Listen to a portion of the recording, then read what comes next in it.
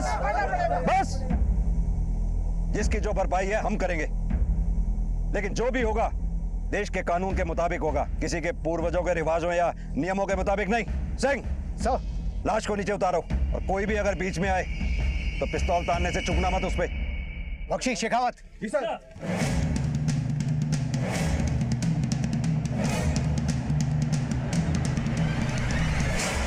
यह सब उस हरिराम की चाल है साहब। अपना बेटे को मार के हमारी जमीन में गाड़ दिया ताकि हमारे से मोहताना वसूल सके।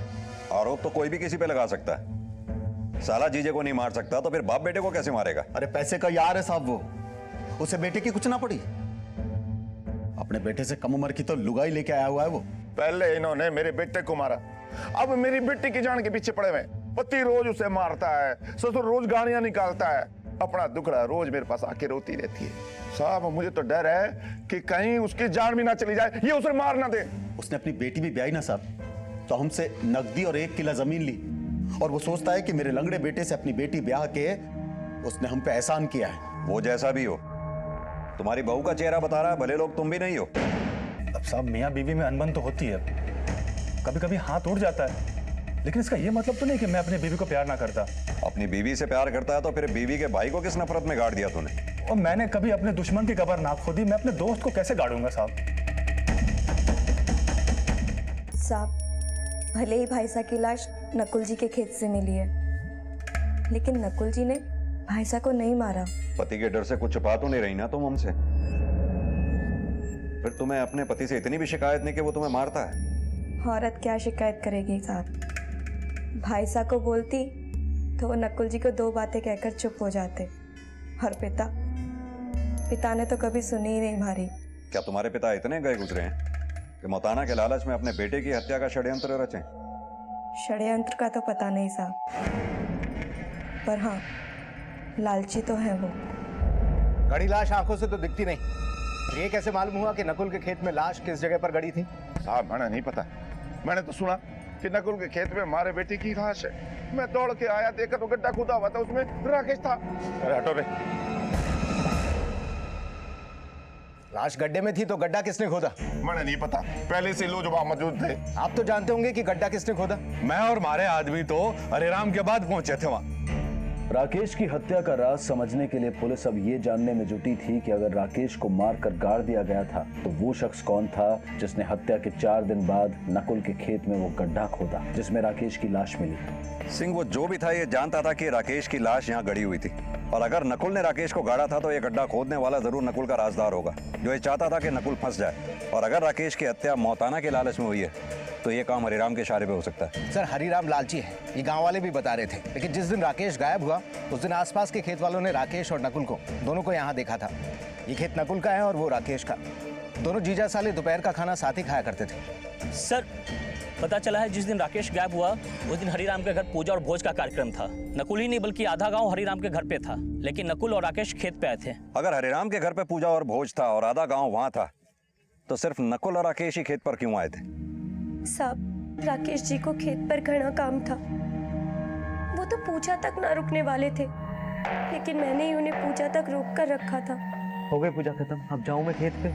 हाँ बाबा जाइए। राकेश रुक, मैं भी तेरे साथ चलता हूँ। ये पूजा पाठ तो चलती रहती है, लेकिन रोटी तो मेहनत करके मिलेगी। सही करा, चल। अरे आरती तो ले ले, भगवान को भोग लगवा दिया है, खा के जाओ। बापू देर हो रही है, खेत पे जाना है। चलो कोई नहीं, तुम खेत पे जाओ, मैं वहीं भिजवा दूंगा। हाँ ठीक है, चल चल। ले मैं तो उनके लिए खाना लेकर जाने वाली थी, लेकिन मैं पेट से हूं ना, इसलिए मेरी ननद वंदना खाना लेकर गई। हाँ साहब, उन दोनों के लिए खाना मैं ही लेकर गई थी। जब तुम खेत में पहुंची तब राकेश और नकुल दोनों थे वहां? हाँ साहब। सर, दोपहर तक तो राकेश खेत में ही था, फिर उसके बाद वो चला गया था। भोज छोड़ के वो काम पे आया, तू कह रहा काम छोड़ के चला गया? कुछ छिपा तो नहीं रहा ना तू हमसे? नहीं साहब, वो सच में चला गया था। कहाँ चला गया था? वो बांसवाड़ा जाना था उसको। बांसवाड़ा क्यों? ये तो नहीं पता, लेकिन वहां किसी से मिलने वाला था। सिंह, ये राकेश के कॉल रिकॉर्ड्स निकलवाओ, उसके फोन की आखिरी लोकेशन भी पता करो, क्योंकि अगर ये नकुल झूठ बोल रहा है तो तुरंत पकड़ा जाएगा। सब चल बात कर, निकल बात, निकल बात, छोड़ो, चल बात अरे ऐसे जुल्म ना करो बेचारी पे, पेट से है। तू इसकी पैरवी ना कर। लाखों का नुकसान करवा दिया ससुरी ने। भगवान से ना सही तो कम से कम पुलिस से तो डरे हो। पुलिस से ना डरती, मारी पूछ है। इसको यहाँ रखा तो पंचों से बैर हो जाएगा मारा। पंचों का हुक्का पानी मोताने से चलता है और मारा पंचों से। पर इस हालत में कटे जाएगी बेचारी। ना सासू माँ, इतनी विनती ना करो। मने भी ऐसे घर में अपने बच्चे को जन्म ना देना है जहाँ जिंदगी मौत से भी सस्ती होवे है। जा निकल, जा निकल यहाँ से, बाहर निकल। और तू अंदर चल, चल अंदर, पाओ ना रही इधर।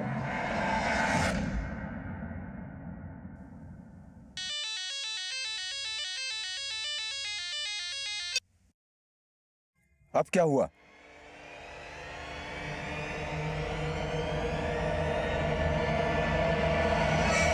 थारी है मजाल कि तेरे हमारी बहन भाकुरी को घर से निकाला? हाँ करे हो, बोल कहीं करेगा। वो तेरे छोरे की भी दुआ है। गुजारे भत्ते का 25 लाख और जमीन जायदाद का आधा हिस्सा देना पड़ेगा। थारी धमकी से न डरने वाला मैं। तो फिर तैयार हो जा, अभी मैं पंचों को लेके आता हूँ। देख, अगर अपनी बहन से रिश्ता रखा ना तो गुजारा भत्ता तो क्या मोताने की हिस्से से भी जाएगा। तेरी बहन मारी नहीं, पंचों की भी आंख की किरकिरी है। मरना है कि उसके साथ।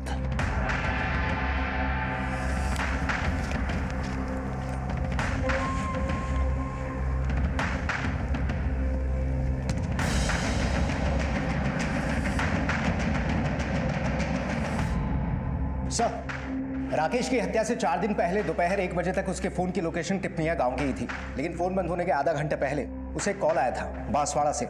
बांसवाड़ा से? सर मैं राजस्थान पत्रिका में पत्रकार हूँ। मैंने ही राकेश को बांसवाड़ा बुलाया था, लेकिन वो आया ही नहीं। क्यों बुलाया था उसे? सर राकेश के गांव में आज भी मौताना की प्रथा चालू है और राकेश इसके खिलाफ लड़ना भी चाहता था, और इसी के संबंध में वो मुझे कुछ जानकारी देने वाला था। मुझे तो लगता है राकेश को भी इन्हीं लोगों ने मारा है जिनकी वो पोल खोलने वाला था। किन किन लोगों की पोल खोलने वाला था वो? सर सरपंच और उसके गुंडे तो हैं ही, लेकिन कुछ और लोग भी हैं जो मुर्दों की चिता छीनकर अपने फायदे के चूल्हे जला रहे हैं। सब मिलकर उस परिवार को भड़काते हैं जो मौताना का लेनदार होता है, और मौताना की रकम से एक मोटा हिस्सा सरपंच हड़प लेता है। माँ जी, आपकी दवाई।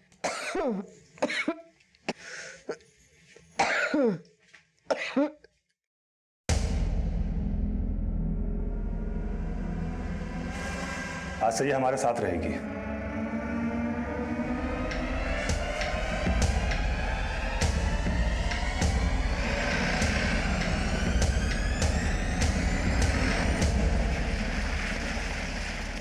हमें नहीं पता राकेश किसको क्या बताने वाला था। अगर वो किसी को कुछ बता भी देता तो हम नहीं डरते। सरपंच हैं इस गांव के, किसी को डराने धमकाने का काम नहीं हमारा। जो भी करते हैं डंके की चोट पर करते हैं। मरे हुए लोगों की लाश पे डंके बजाते हो, जिंदा लोगों के साथ क्या करते होंगे इसका अंदाजा है हमें। लेकिन राकेश को आपने डंके की चोट पे नहीं मारा सरपंच जी, क्योंकि अगर आप ऐसा करते तो मौताना वसूलने का खेल खेल नहीं पाते आप। हमने किसी को नहीं मारा। अरे सारा गांव बोल रहा है कि राकेश को नकुल ने मारा है, पर आप पुलिस वालों को तो जलेबी घुमाने में मजा आता है। घुमाओ, खूब घुमाओ, इस केस को नहीं घुमा पाओगे। केस तो एक और बनेगा आप पर सरपंच जी। मौताना पर कोर्ट ने पाबंदी जो लगा रखी है, और उस पाबंदी को हटाने की अर्जी भी हमने दे रखी है। राकेश की लाश ले जाने दी, ये ना समझना कि हम डर गए। 34 गांव के मुखिया मेरे साथ हैं। मेरे नाम का सम्मान निकला ना तो सारे जिले में आग लग जाएगी, आग। सिंह, अगर अभी हमने मौताना पे कार्रवाई की तो राकेश की हत्या का मुद्दा दब जाएगा। वो पत्रकार धीरेन कह रहा था कि राकेश सरपंच के अलावा और कई लोगों की पोल खोलने वाला था। पता करो कि कहीं उसमें हरिराम तो शामिल नहीं, क्योंकि राकेश की हत्या सिर्फ उसकी आवाज दबाने के लिए ही नहीं, मौताना वसूलने के लिए भी हुई है। पत्रकार के बयान के बाद राकेश की छवि एक सामाजिक शुभचिंतक के रूप में सामने आई, जो सिर्फ रूढ़िवादिता के खिलाफ ही नहीं बल्कि ग्राम परिषद के सत्ताधारियों के खिलाफ भी आवाज उठाना चाहता था, जिनकी वजह से हमारे देश का एक बहुत बड़ा वर्ग आज भी पिछड़ा हुआ है। पुलिस ने काफी अहम जानकारियां जुटाई। पुलिस ये भी जान चुकी थी कि राकेश की गर्भवती पत्नी अब राकेश के उस जीजा के परिवार के साथ रहने लगी थी जिसे सिर्फ गांव वालों ने ही नहीं बल्कि खुद उसने भी अपने पति का हत्यारा बताया था। बाकुरी ज्यादा रोया नहीं करते, बच्चे पे बुरा असर पड़ेगा। आप तो पूछ ले, ये पानी पी ले, सब ठीक हो जाएगा।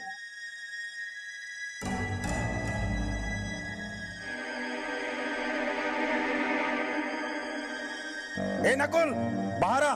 हाँ आया। नकुल जी पे बड़ी जल्दी भरोसा कर लिया तूने। नहीं, हमारा मतलब कल तक तो तू उनको भाई साहब का खूनी मान रही थी, और आज यहाँ? उस विधवा को यहाँ रख के पुलिस की नजरों में उठने की मत सोच। गांव में सरपंच की चलती है, नजदीक का पुलिस थाना भी 70 किलोमीटर की दूरी पर है। सरपंच के गुंडे हमें काट के गायब भी करा देना तो भी पुलिस तक खबर ना पहुंचेगी। बाकुरी बहादुर की बहन है और बहादुर है सरपंच का चमचा। बहन को सहारा देकर के भाई को मैं अपने मुताबिक चलाऊंगा, क्योंकि पुलिस बहन के साथ है। अब होगा यूं कि पुलिस भी अपने साथ होगी और पंचो और हरिराम की चाल भी पता चलती रहेगी। अब बहन है तो क्या हुआ, गांव के नियम से तो बढ़ के ना है ना। खत्म, मारा और बाकुड़ी का रिश्ता खत्म। 100 गिरगिट मरे होंगे तब ये लंपट पैदा हुआ होगा। अभी जीजा जीजी का पाठ पढ़ा रहा था, राखी का बंधन भूल गया। अब राखी तो बढ़ गई सूली। ये बताओ कि आंगन में गाड़ना है कि चौराहे पे ना। अभी यो सब ना करना, अभी तो बस यो जुगाड़ करना है कि पुलिस को यह यकीन हो जाए कि राकेश की हत्या नकुल ने ही की है। नकुल जेल जाएगा, हम मोताना उसके बाप से वसूल लेंगे। सर, टिपनिया गांव में जितना मौताना वसूला जाता है उसका 20 से 40% पंच लेते हैं। उसका कुछ हिस्सा वो अपने पाले हुए गुंडों में बांट देते हैं। लेकिन चौंकाने वाली इंफॉर्मेशन ये मिली है कि बाकुरी का भाई बहादुर सरपंच का राइट हैंड है और हरिराम की भी उससे साठगांठ है। जिन लोगों से मौताना मांगा जाता है उन्हें सिर्फ धमकियां नहीं दी जाती, बल्कि पैसा ना होने पर हरिराम से कर्जा भी दिलवाया जाता है। और जो लोग कर्जा नहीं चुका पाते हैं, हरिराम उनका जीना हराम कर देता है। कई लोग आज भी कर्ज चुका रहे हैं, कई लोगों की जमीन आज भी हरिराम के पास गिरवी पड़ी है। और हाँ सर, हरिराम की बीवी सुषमा भी एक ऐसे ही कर्जदार की बेटी है। 3 साल पहले बाप कर्जा नहीं चुका पाया तो हरिराम ने बेटी का हाथ मांग लिया। हरिराम का बेटा राकेश शुरू से इसके विरोध में था, तभी से बाप बेटे के बीच अनबन शुरू हो गई थी। सिंह, तो हो सकता है कि हरिराम ने ही अपने बेटे राकेश को मार डाला हो, लेकिन फिर भी इससे पहले हमें बाकुरी के भाई बहादुर की कहानी समझनी होगी। सर, एक बात बहादुर की बहन बाकुरी की भी खटक रही है। वो राकेश की बीवी थी, उसे हरिराम और अपने भाई के बारे में कुछ ना कुछ तो पता होगा। लेकिन बाकुरी तो अपने पति का हत्यारा नकुल को मानती है, और अगर वो ऐसा सोचती है तो फिर उसके घर में क्यों रह रही है? तुम इस बाकुरी से बात करो, मैं इस बहादुर से बात करता हूँ। साहब आप लोग गलत समझ रहे हो साहब। भला मैं क्यों चाहूंगा कि हमारी बहन विधवा हो? अपने जीजा का मौताना तो चाहता ही था ना तू, और पंच के इशारे पे लोगों को मौताना देने के लिए धमकी देता है। तेरा जीजा सबकी पोल खोलना चाहता था, पता था ना तुझे? नहीं साहब, लेकिन हमारे जीजा हमेशा पंचों का साथ छोड़ने के लिए बोलते थे। मैं क्या करता साहब, जब से होश संभाला है साहब, वो पंचों के ही टुकड़ों पे पला। पेट के चक्कर में सब भटक गया था। लेकिन अब नहीं साहब, अब मैं अपने बहन बाकुड़ी के साथ हूं, भले ये गांव उसके खिलाफ हो। अगर तू अब अपनी बहन के साथ है तो फिर अपने साथ क्यों नहीं रखा अपनी बहन को? अगर मैं अपनी बहन बाकुड़ी को अपने साथ रखूंगा साहब, तो ये पंच हम दोनों को गांव से बाहर निकाल देंगे। तेरी बहन राकेश का हत्यारा नकुल को मानती थी, तो फिर अब नकुल के घर में क्यों रह रही है? चक्कर क्या है ये? साहब, मैं मानती हूँ कि मैंने पहले नकुल जी पर शक जताया था, लेकिन वह हमारी गलतफहमी थी साहब। और ये गलतफहमी दूर कैसे हुई?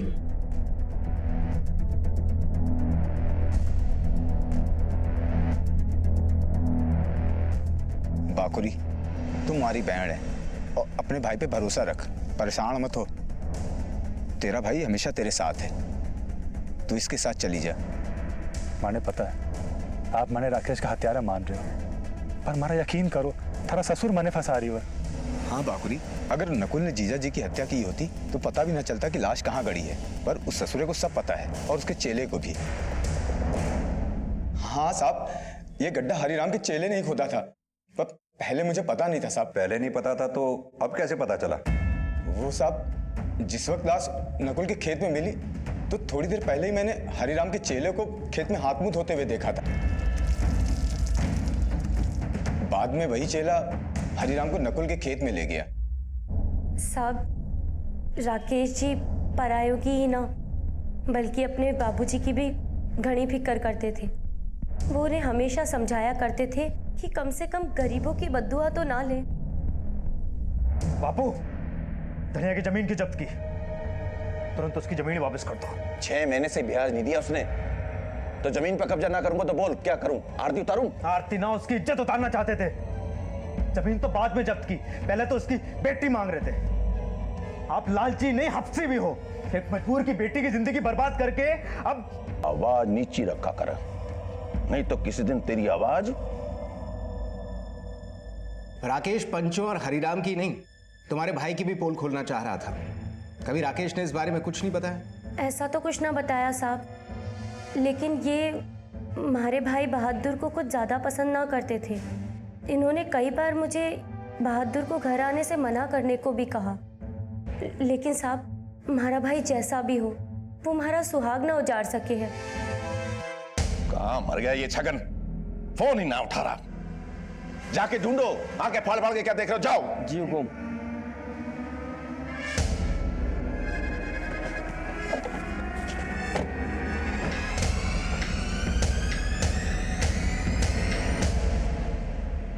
मैं मानता हूं कि गड्ढा मैंने ही खोदा था साहब, लेकिन मैंने छोटे मालिक को नहीं मारा था साहब, ना ही मैंने उनको गाड़ा था साहब। तो क्या फिर हरिराम ने मार के गाड़ा? बड़े मालिक को तो तब तक मालूम ही नहीं था साहब कि छोटे मालिक मर चुके हैं, और उन्होंने तो खुद नहीं मुझे छोटे मालिक को ढूंढने के लिए लगाया हुआ था साहब। तेरा छोटा मालिक चूहा था जो गड्ढा खोद के ढूंढ रहा था उसे? ऐसी बात नहीं है साहब, मैं तो बड़े मालिक के खेतों में काम कर रहा था साहब। उतनी देर में मुझे नकुल जी आजी के खेतों से कुत्ते के रोने की आवाजें आने लगी, तो मैं तो उन कुत्तों को भगाने के लिए गया था साहब, लेकिन वहां जाकर देखा मैंने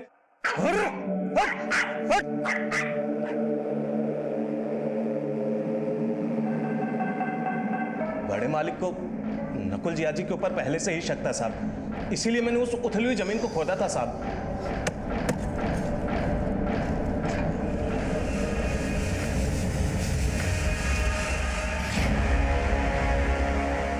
उनके इशारे की वजह से मुझे छोटे मालिक की लाश मिली थी साहब। वो इशारा कुत्तों का था या हरिराम का? नहीं साहब, बड़े मालिक अपने बेटे को नहीं मार सकते साहब। जब तक ये सच ना बोले तोड़ते रहो उसे। सर।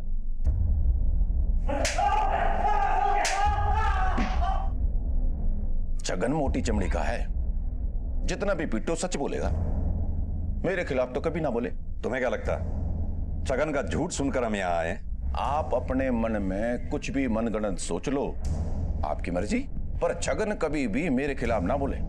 क्या लगता है तुम्हारी बात पर हम यकीन करेंगे? गलती छगन की थी, गड्ढा खोदने से पहले गांव वालों को इकट्ठा करना चाहिए था। तो तुम सोचते हो छगन नहीं टूटा तो तुम बच जाओगे? आपने मेरे एक आदमी को पकड़ करके मेरा एक झूठ पकड़ लिया, पर सच ये है कि नकुल ने मेरे बेटे को मारा है। आप मेरे को और मेरे आदमी को कितना भी तोड़ लो, सच नहीं बदलने वाला।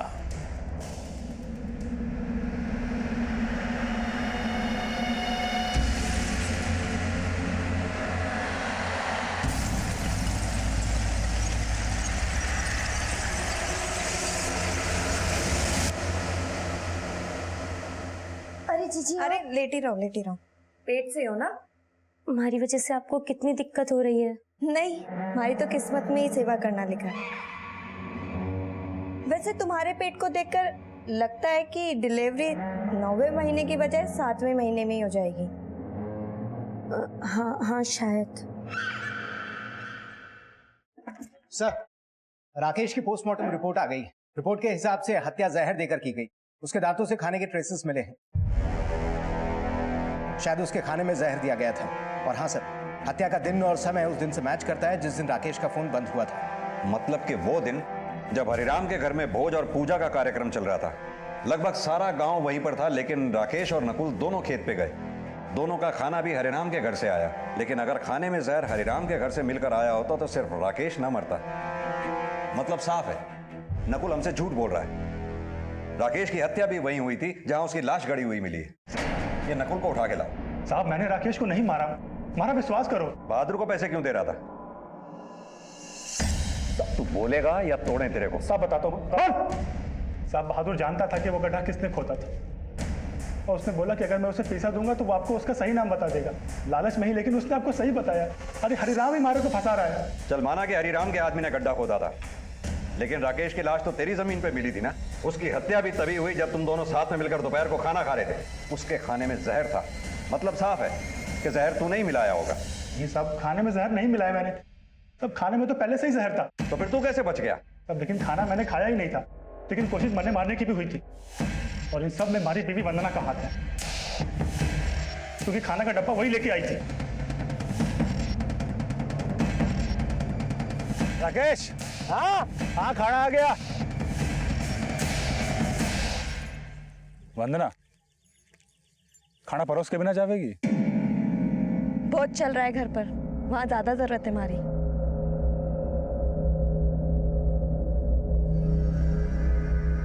वंदना को सच में काम होगा, बुरा मत मान। यार राकेश, देख साले होने के नाते नहीं, एक दोस्त के नाते तुझसे पूछता हूँ, ये वंदना इसलिए तो उखड़ी उखड़ी नहीं रहती कि शादी से पहले इसका कोई चक्कर था?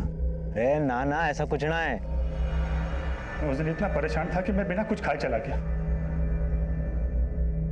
और जब थोड़ी देर बाद वापस लौटा तो को मार देना चाहती थी, लेकिन मैं बच गया। मुझे जिंदा देख के हैरान है तू। हाँ? खाने में तूने जहर मिलाया था कि नहीं? आपको कोई गलतफहमी हो रही है, मैंने कोई जहर नहीं मिलाया।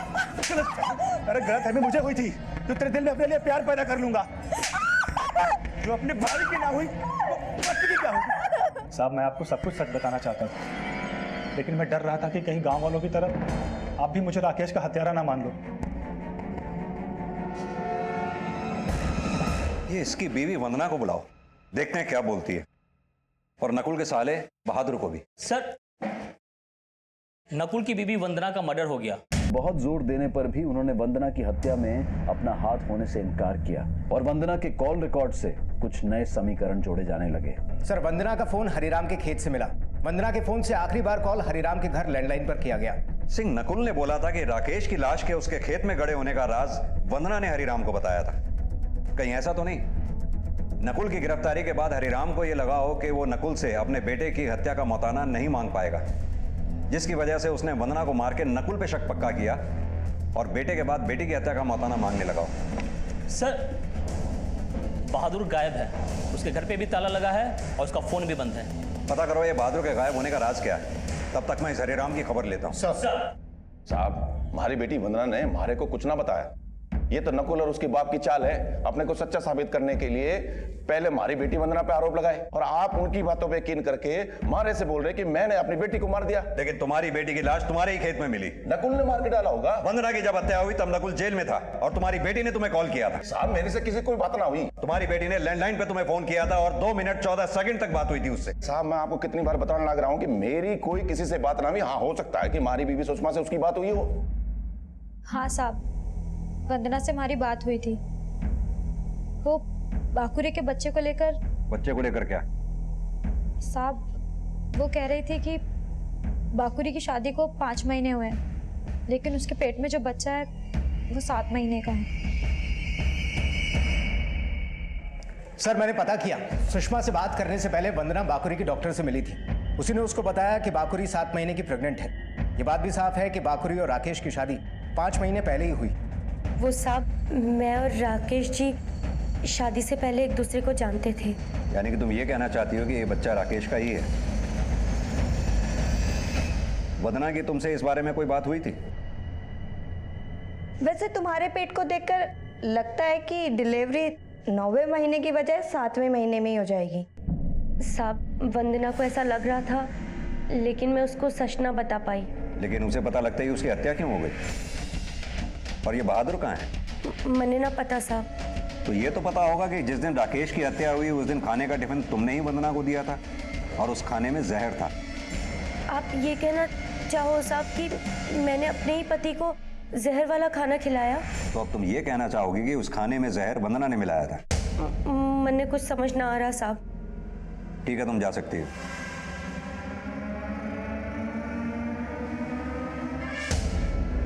नकुल ने बोला था कि खाने में जहर वंदना ने मिलाया था, लेकिन वंदना को टिफिन बांकुरी ने दिया था। नकुल का यह भी कहना था कि वंदना राकेश और नकुल दोनों को ही मारना चाहती थी, लेकिन मरा सिर्फ राकेश। सिंह, कहीं ऐसा तो नहीं कि राकेश की हत्या में नकुल और बांकुरी दोनों का हाथ हो और वो बच्चा राकेश का ना होकर नकुल का हो? अरे झूठ है साहब। अरे मन में तो ये भी ना पता कि वो शादी के पहले से ही पेट से थी। साहब, ये सुन के मानने लग रही हो कि राकेश को मारने के लिए जहर वंदना ने नहीं, बाकुरी ने मिलाया होगा। हो सकता है राकेश को बाकुरी पे शक हो गया हो। अगर राकेश को बाकुरी पे शक हो गया था तो उसने तेरे से इस बात का कभी जिक्र नहीं किया। राकेश तो तेरा दोस्त था। साहब, वो कभी अपने मन की बात ना करता था साहब, लेकिन राकेश की हत्या के कुछ दिन पहले मैंने बहादुर को राकेश के साथ खेत में लड़ते हुए देखा था। साहब, मैंने ज्यादा कुछ तो ना सुना, लेकिन बाकुरी का राज जानने के बाद मैंने लगे है कि राकेश बहादुर पे ये बात का गुस्सा उतार रहा होगा। कि दोनों भाई बहन ने मिलकर के राकेश को अंधेरे में रखा। सर, वंदना के हरिराम को कॉल करने के ठीक आधे घंटे बाद ही हरिराम की लैंडलाइन से बहादुर को भी कॉल किया गया था। जब मैंने हरिराम की बीवी सुषमा से इस बारे में बात की तो उसने बोला, साहब बहादुर से ना मैं बाकुरी से बात करना चाही थी, पर बाकुरी के पास तो फोन ना है, इसलिए मैंने बहादुर को कॉल करके बोला कि वो हमारी बात बाकुरी से करा दे। सुषमा बाकुरी से उसकी प्रेगनेंसी की बात कंफर्म करना चाहती थी। शायद इस बात की भनक बहादुर को हो गई हो, जिसके ठीक आधे घंटे बाद वंदना का मर्डर हो गया। मर्डर के 2 घंटे बाद ही बहादुर का फोन बंद हो गया। सिंह, ये समीकरण इशारा कर रहे हैं कि राकेश ही नहीं, वंदना की हत्या में भी बहादुर और बांकुरी का ही हाथ हो। सर, बहादुर को वंदना की हत्या वाले दिन गांव के बाहर एक लड़की के साथ देखा गया था। कौन है वो लड़की? सर, मैंने बहादुर का कॉल रिकॉर्ड चेक किया। उसकी अक्सर बातें देहना गांव की एक लड़की दिव्या चौधरी से हुआ करती थी। देहना गांव, दिव्या चौधरी?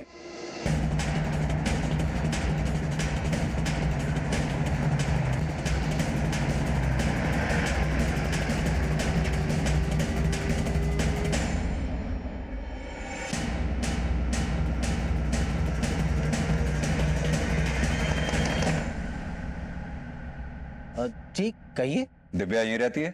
जी मेरी बेटी है, बोलिए। हमें उससे बहादुर के बारे में कुछ बात करनी है। बहादुर ने मुझसे शादी का वादा किया था साहब, लेकिन जब मैंने उसे बताया कि मैं आखिरी बार कब मिली थी बहादुर से? कल साहब। अरे दिव्या, तू यहाँ? फोन क्यों नहीं उठा रहे हो मेरा? मैं थोड़ा बिजी था। बहाने बनाना छोड़ो और मुझे बताओ, मुझसे शादी कब करोगे? तुमको पता है ना मैं पेट से हूँ। तू परेशान मत हो, मैं सब ठीक कर दूंगा। हाँ, कल तक का वक्त है तुम्हारे पास, और नहीं तो इस बार मैं पुलिस के पास जाऊंगी। पहले बोलता था कि बहन की शादी हो जाएगी फिर मुझसे शादी करेगा, लेकिन साहब उसकी बहन के साथ एक परेशानी हो गई थी। परेशानी? कैसी परेशानी? साहब उसकी बहन का बोलता था जब तक उसकी बहन इस परेशानी से न उबर जाए वो मुझसे शादी नहीं करेगा।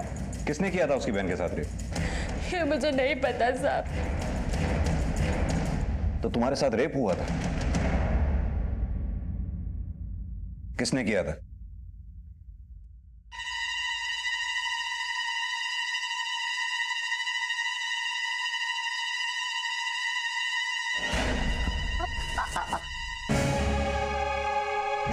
क्या राकेश ने तुम्हारा रेप किया था और तुमने उसी से शादी कर ली? मैंने हमारी बहन की जिंदगी खराब कर दी। तुझे मैं अपना दोस्त मानता था और तू? हमारे से गलती हो गई बहादुर। बाकुरी मैं जानता हूँ मैंने तुम्हारे साथ अच्छा ना किया, लेकिन हो सके तो मैंने माफ कर दे। माफी मांगने से क्या होगा? गांव वालों को पता चलेगा तुम्हारी बहन से शादी कौन करेगा? उनकी आंखों में पश्चाताप था। उनसे गलती जरूर हुई थी, लेकिन उनके साथ रहकर मैंने ये जाना कि वो एक अच्छे इंसान हैं। तुमने ये बात हमें पहले क्यों नहीं बताई? उनकी एक खोट के कारण मैं उनकी अच्छाइयों पर दाग ना लगाना चाहती थी साहब।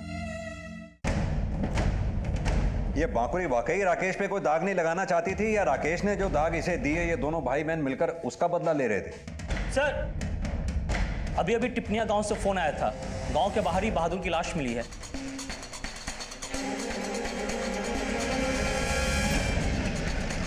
इनसे पिछले 2 साल से बहादुर को कॉल हो रहे हैं, जबकि राकेश और बाकुरी की शादी 5 महीने पहले हुई। हरिराम का कहना है कि वो अपने मोबाइल से ही बहादुर को कॉल किया करता था, वो भी कभी कभी। वंदना की मौत से पहले सुषमा ने ही बहादुर को कॉल किया। बाकुरी ने पहले कहा था कि राकेश को बहादुर का उनके घर आना जाना अच्छा नहीं लगता था, और नकुल ने भी राकेश और बहादुर को खेत पे झगड़ते हुए देखा था। सिंह, कहीं ऐसा तो नहीं इन सब हादसों के पीछे सुषमा और बहादुर इन दोनों का ही हाथ हो? चुप रहोगी तो मुंह खुलवाना हमें भी आता है। हमने सब पता कर लिया है। तुम्हारे और बहादुर के बीच अफेयर तुम्हारी और हरिराम की शादी के पहले से ही था। बहादुर, मुझे बाबे के साथ ना रहना, ये अपने साथ ले चल। अभी तुझे भगा ले गया तो मैं खिलाऊंगा क्या? अभी मेरे हालात अच्छे नहीं है।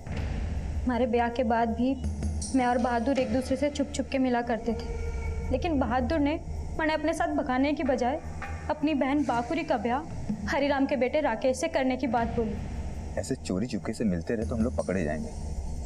मैं एक काम करता हूँ, मैं हरिराम के बेटे राकेश को दोस्त से अपना जीजा बना लेता हूँ। उसके बाद फिर उसके घर जाना बढ़ जाएगा। बहादुर ने राकेश को खूब शराब पिलाई और उसे नशे की हालत में अपनी बहन बाकुरी के कमरे में भेज दिया, जिसके बाद राकेश ने बाकुरी को अपनी बीवी बनाने का फैसला किया। राकेश को हमारा और बहादुर का राज पता चल गया और उसने बहादुर को घर न आने की धमकी भी दी। हमें डर लग गया कहीं वो हरिराम को हमारा राज न बता दे, बस इसलिए हमने उसे मारने की योजना बनाई।